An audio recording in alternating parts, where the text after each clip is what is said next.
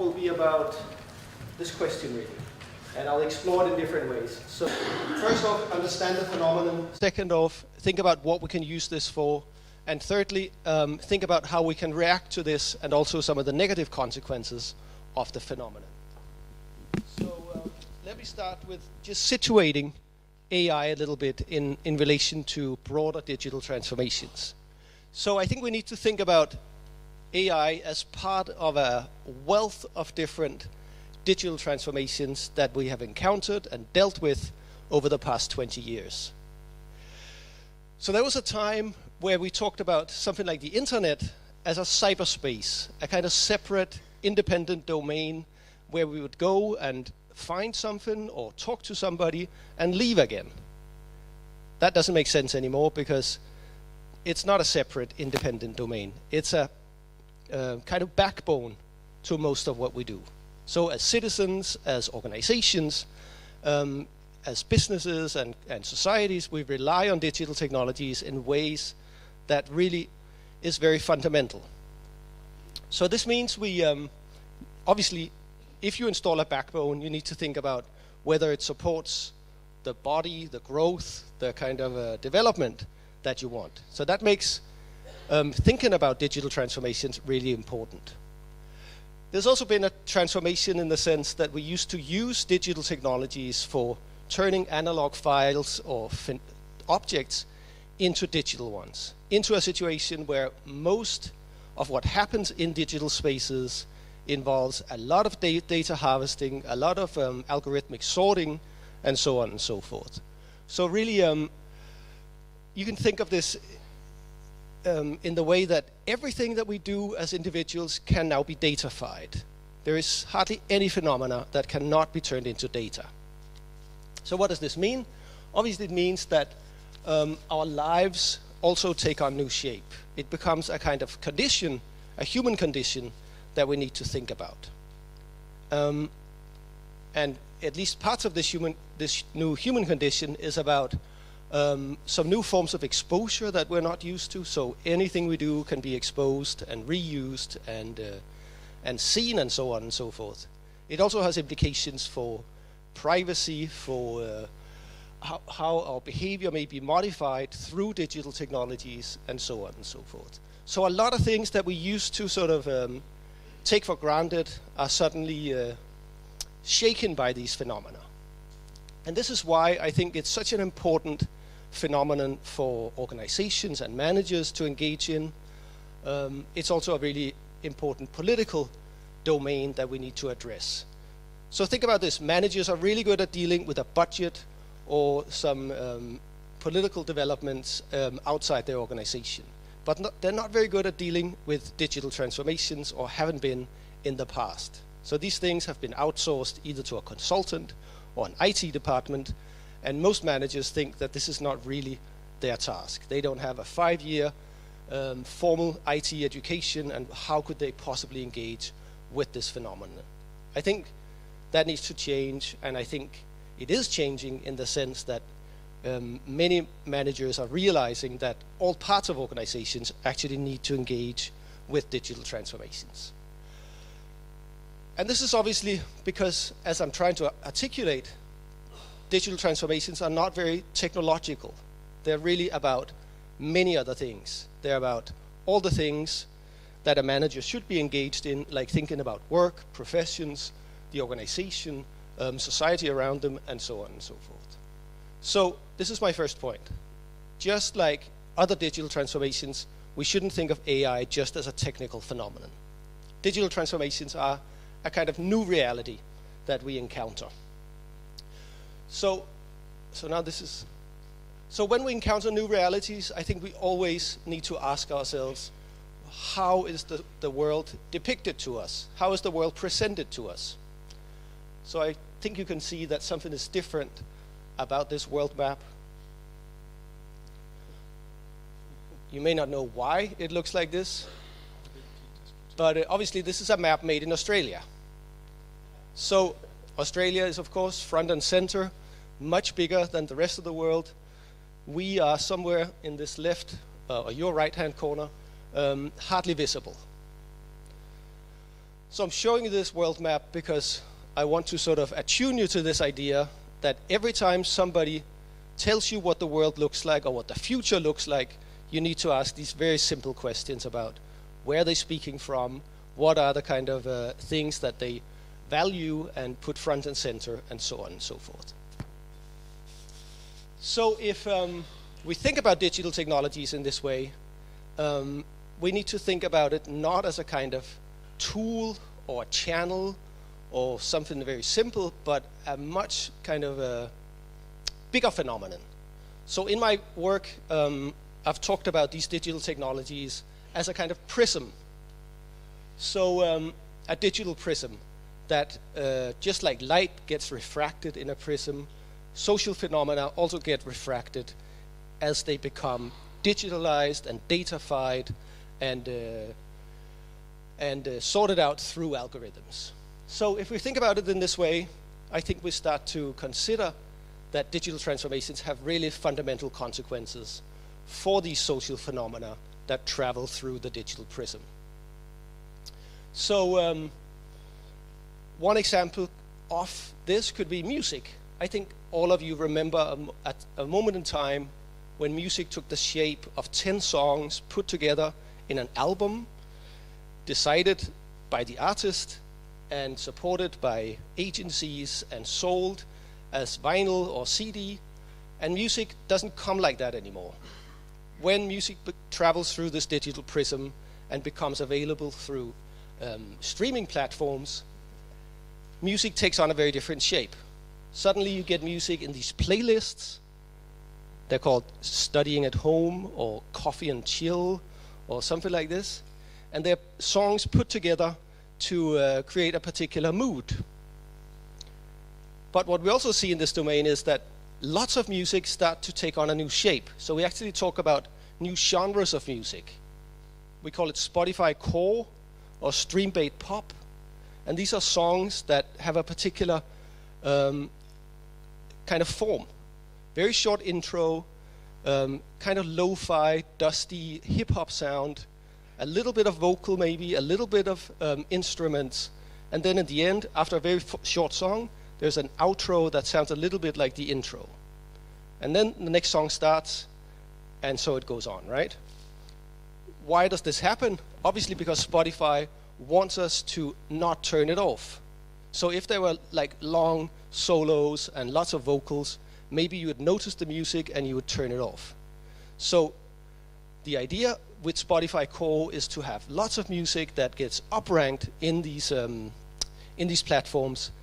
And think about this, in 20 years, 30 years, when we look back and think about what happened to music at that time. Why were so many people so into that kind of sound?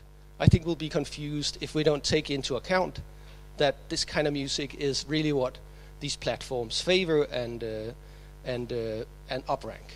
So I have colleagues in the music industry who produce Spotify Core, because this is the music that can make you money on streaming platforms.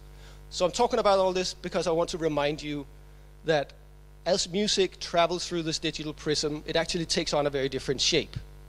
And we need to think about what will be the long-term consequences of music taking this shape of sounds, taking this shape, and particular sorts of music being made popular by this. We see it also obviously in films, in series, Netflix and so on operates in many of the same ways. And one thing I'm thinking about these days is, I don't know if you saw, but just recently the number of singles outnumbered the number of people in relationships. Think about this. If Spotify wants you to not turn it off, right? And Netflix says that the biggest competitor is sleep. So they want to take up as much of your time watching series instead of having you sleep. Then think about this interesting fact. The company that owns almost every single online dating app, Match.com, may have an interest in keeping you single. Because if you stay single, you'll be on the platform.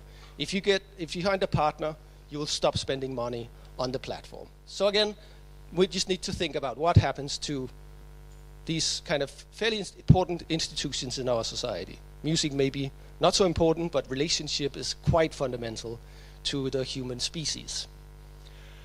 So, I'm saying all this because sometimes these kind of digital transformations create new types of dynamics, new types of phenomenon patterns that we may not really think about and may not have access to, because these are often closed-off systems with commercial priorities that may shape what comes out in the end. So I think we need to think about this with any new technology. What kind of role should it play? How much of our lives should we let travel through this digital prism? And may there be a value in some parts of life not traveling through this digital prism? So let's talk about AI. AI is one of these waves of technology that have hit us in recent years. So there was lots of talk about disruption for a while, lots of talk about automation for a while. For a very short while, there was talk about the metaverse as this new place we would move into and spend money on land and houses and all these sorts of stuff. I think that disappeared quite quickly, and it's no longer a kind of commercial priority for these companies. And then came generative AI, also as a kind of wave that hit us with, big dreams, big worries, big kind of concerns about what are we going to do about this. So, what do we mean by artificial intelligence? Many of the things that we call artificial intelligence right now have existed for a long time.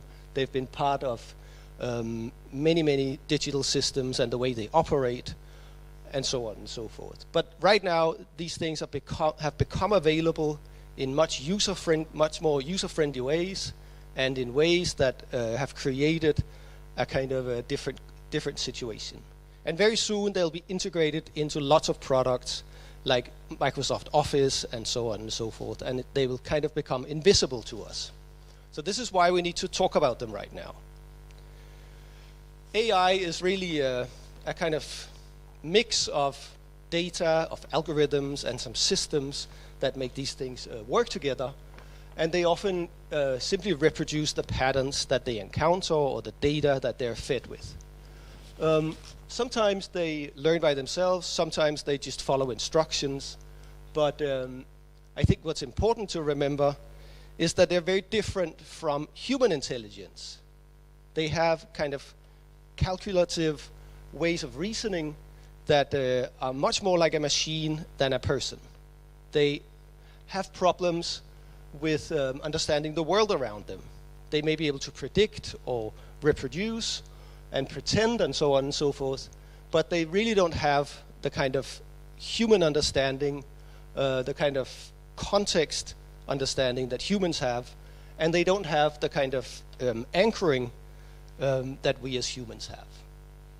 So I think this is important when we think about what kind of tasks we let AI take care of and which tasks we need to do by other means. So what do we do with AI? I think we can do lots of things, and we'll see many, many amazing uses of this.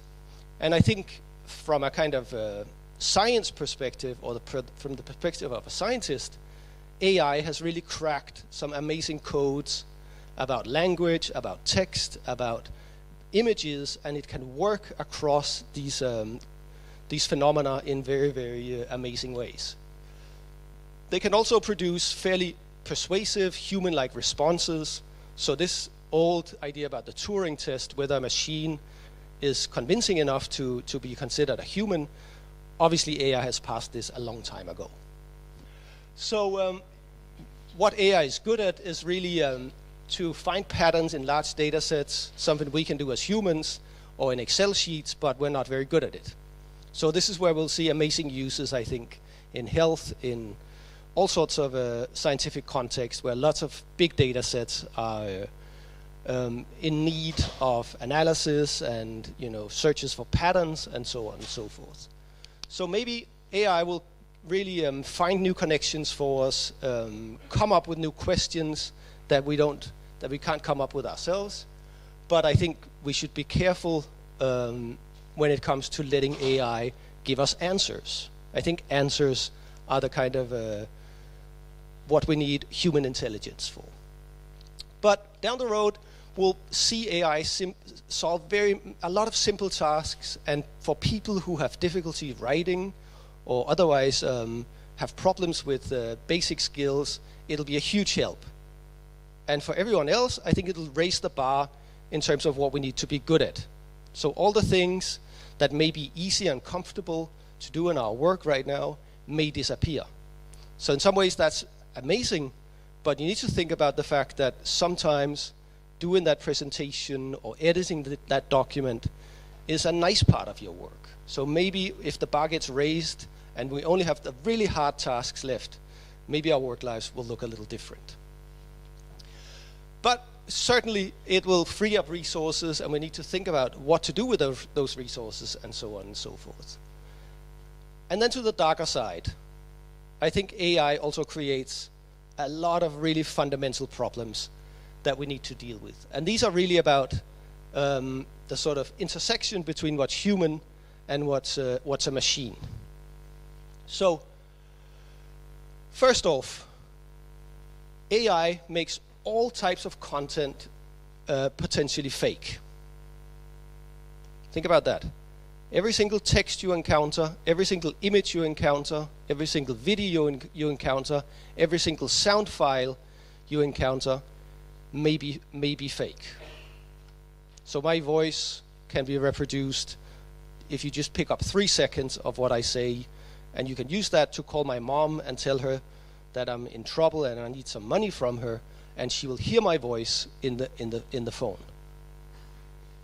So that's the first problem. Second problem is that we normally use our senses to make sense of to judge information.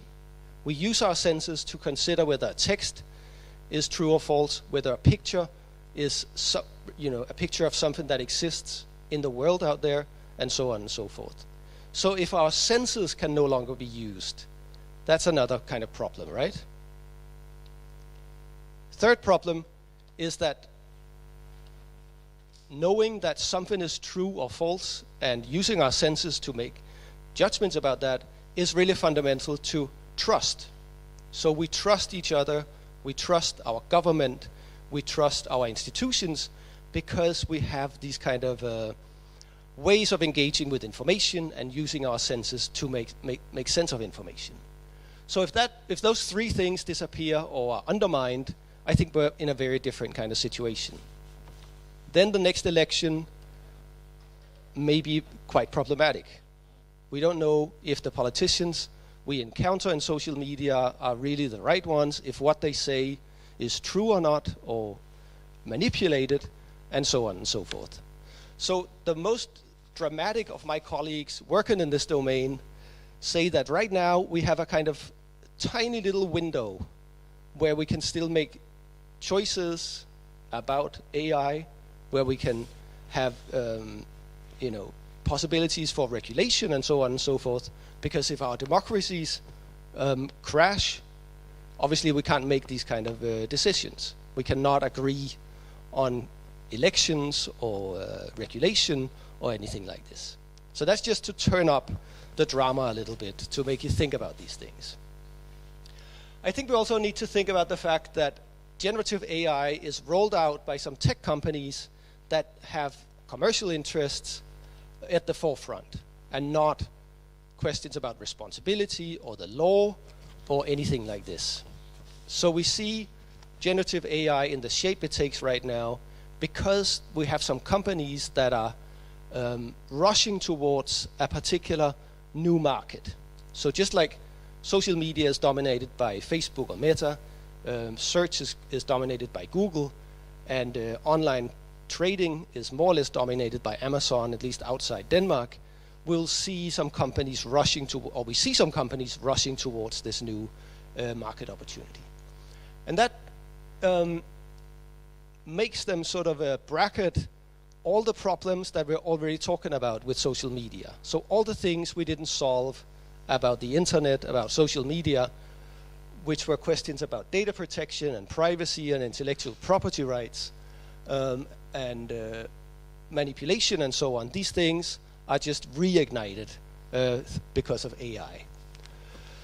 So in many ways, and I guess that's why we are talking about this today, in many ways these developments potentially undermine the pillars of science, of our sort of Enlightenment society, our democracies, in the shape that we have come to know them over hundreds of years. And they also, and I think this is what the previous speakers were addressing, really sort of challenge some of the ways in which we produce science and think about knowledge and so on and so forth.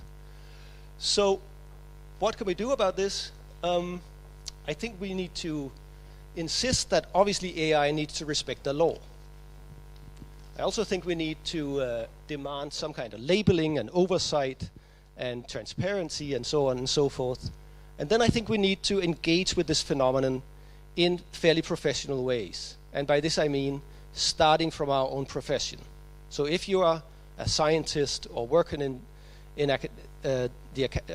academia, you need to obviously think about what's sort of the core of my task and how does it relate to this? What does it challenge? What does it support? And so on and so forth. So I think 5 ways of moving ahead is really to think about these different ways in which our domain and our existing society somehow can deal with this phenomenon and make sure that AI supports things that we have built and valued over a long time and obviously engage with it, but not let it sort of undermine things that we value as a society or as an institution or as individuals. So I think maybe I'll stop here.